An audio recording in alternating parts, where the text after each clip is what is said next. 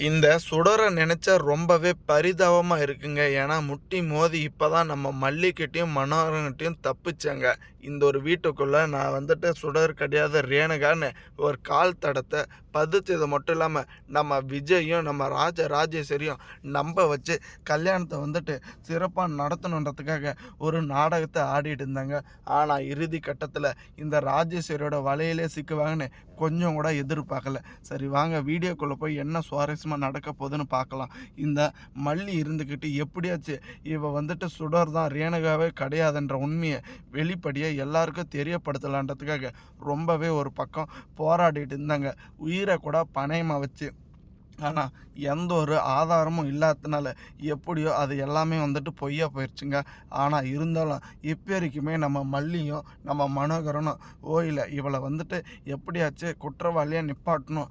இவள பத்தியான ஒட்டுமொத்த உண்மையும் எல்லாருக்கும் தெரியப்படுத்தணும் அப்படின்றதுக்காக இப்பயுமே போராடிட்டு தான் இருக்காங்க.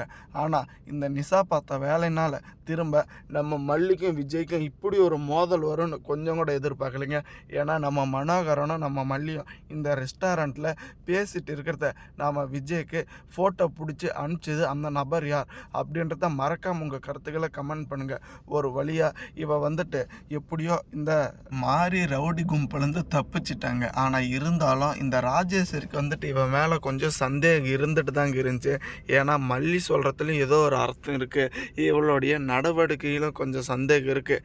ஆனால் என்னை பொறுத்த வரைக்கும் மல்லியை பழி வாங்கணுன்னா கண்டிப்பாக இந்த ரேணுகா தேவை அப்படின்ற ஒரு காரணத்தினால மட்டும்தாங்க இவளை இழுத்து பிடிச்சிட்டு இவள் கழுத்தில் வந்துட்டு விஜய் தாலி கட்டணுன்றதுக்காக இவங்க ஏற்பாடு பண்ணிட்டு இருந்தாங்க.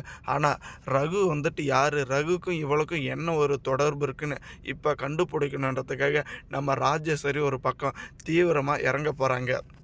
இந்த ராஜேஸ்வரி பொறுத்த வரைக்கும் இவள் வந்துட்டு ரேணுகாவா சுடரா அப்படின்றது வந்துட்டு ரொம்ப பெரிய விஷயம் கிடையாதுங்க. இவளை பொறுத்த வரைக்கும் மல்லியை பழி வாங்கணும். அதே சமயம் இந்த ஒரு வீட்டுக்குள்ளே இழந்ததை எல்லாமே வந்துட்டு எடுக்கணும் அப்படின்னாவா அதுக்கு கண்டிப்பாக இந்த வந்துட்டு ரஞ்சிதாவோட சப்போர்ட்டும், இந்த சுடர் என்ற பேரில் இருக்காலே ரேணுகா அவளுடைய சப்போர்ட்டும் வேணுன்றதுக்காக தான் பொறுமையாக இருக்காங்க. ஆனால் இறுதி கட்டத்தில் கண்டிப்பாக இவளுடைய ஒட்டுமொத்த உண்மையும், இவளுடைய கேவலமான சுயரூபமும் நம்ம விஜய்க்கு நம்ம ராஜேஸ்வரி மூலமே தெரிய போகுதுங்க.